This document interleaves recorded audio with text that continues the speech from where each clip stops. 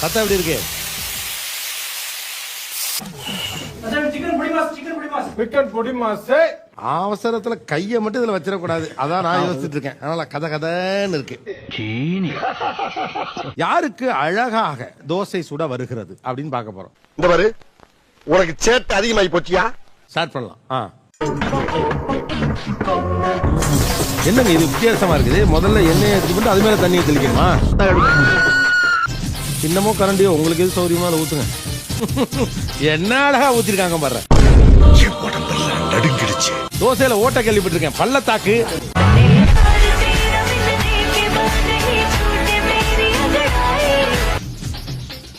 ஆமா, அந்த பொண்ணு ஊத்திருச்சு, ஆனா தோசை வர மாட்டேங்குது.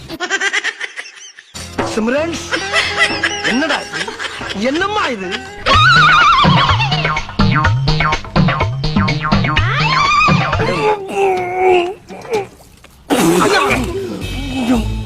இனிமே அதுல தோசையே ஊத்த முடியாதுங்கிற அளவுக்கு தோசைக்கல் ஆக்குறீங்கல்ல? இல்ல அப்படி இல்ல கோபி, இனிமேல வாழ்க்கையில தோசை சாப்பிடக்கூடாது.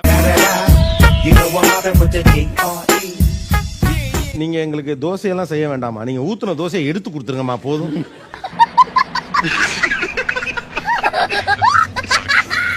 உலகத்திலேயே தண்ணி தெளிச்சு இட்லி எடுத்து நான் பார்த்திருக்கேன். தண்ணி தெளிச்சு தோசை எடுக்கிறது முதல் முறையா இப்பதாமா பாக்குறேன்.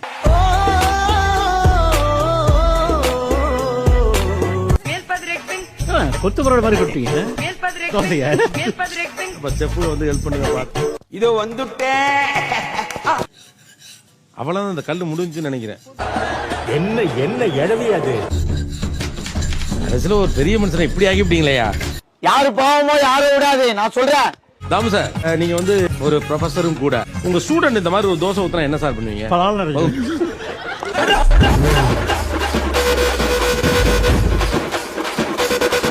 ஆக்சுவலா இந்த கல்லை பொறுத்து தான் தோசைலாம் விட சொல்லுவாங்க. எந்த கல் பெஸ்ட்? அயன் கல்.